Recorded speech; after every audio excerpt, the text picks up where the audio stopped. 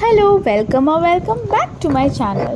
আজকে আমাদের বাঙালির একটা খুব প্রিয়, ইনস্ট্যান্ট বাঙালদের একটা খুব প্রিয় রেসিপি তোমাদের সাথে শেয়ার করব।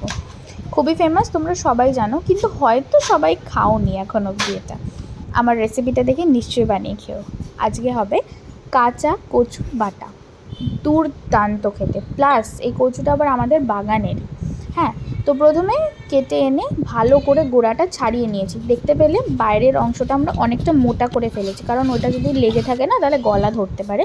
ওই জন্য কচুটা সুন্দর করে ছাড়িয়ে নিতে হবে, অনেকটা মোটা করে ফেলে বাইরের দিকটা দিয়ে ছাড়িয়ে নিয়ে নুন মাখিয়ে এবার আমরা রেখে দিয়েছি রোদ খাওয়ানোর জন্য। কেন রাখবো রোদ খাওয়ানোর জন্য? কারণ যাতে কচুর মধ্যে যে জলটা আছে সেটা পুরোপুরি বেরিয়ে যায়, যেটা খেলে অ্যাকচুয়ালি গলাটা ধরে।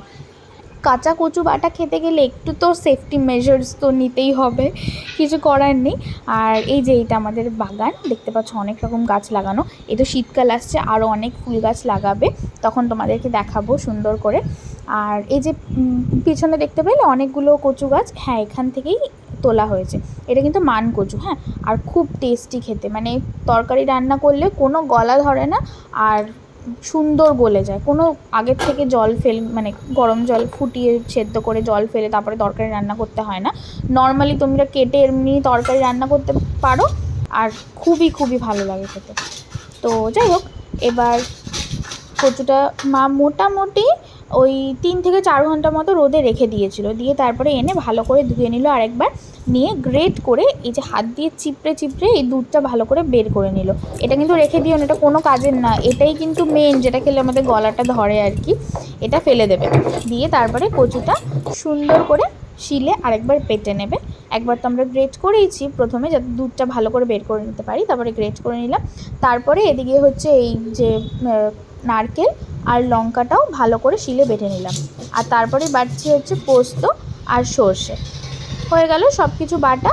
এবার কি করব, সব কিছু আমরা একসঙ্গে অ্যাসেম্বল করব। এই সর্ষে পোস্ত বাটা, কচু বাটা, নারকেল লঙ্কা বাটা, যেটা সব একসঙ্গে বেটেছিলাম, ওটা সব একসঙ্গে নিয়ে এবার দিয়ে দেবো হচ্ছে পরিমাণ মতো নুন, আর হচ্ছে আমাদের হিরো ইনগ্রেডিয়েন্ট কাঁচা সর্ষের তেল। এটাতে টেস্টটা একদম নেক্সট লেভেল হয়ে যায়, মানে কিছু বলার নেই। আর কয়েক দানা চিনি দিয়েছি, তোমাদের না ভালো লাগলে নাও দিতে পারো।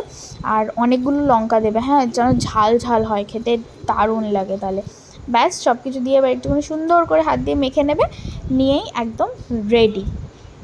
এটা হচ্ছে স্যাটারডে খাবে তোমরা, হ্যাঁ, মানে আমার মতো তোমরা যারা আছো যাদের স্যাটারডেতে কিচ্ছু খেতে ভালো লাগে না, লিটারালি আমার তো কিচ্ছু খেতে ভালো লাগে না, নিরামিষে কী বা খাবো, সেই দিনকে এটা রান্না করতে হবে। এটা দিয়ে গরম গরম এক থালা ভাত, মানে 5 সেকেন্ডসের মধ্যে হাপিস হয়ে যাবে। আমার তো এতটাই ভালো লাগে। হ্যাঁ, সাথে একটা লেবু নেবে, এটা কিন্তু মাস্ট। একটু লেবু দিয়ে ভাতটা মেখে মেখে খাবে, গরম গরম ভাত নেবে ধোয়া ওঠা, দুর্দান্ত খেতে, দুর্দান্ত। তোমরা ট্রাই করবে আর আমাকে জানাবে কমেন্টে। টাটা।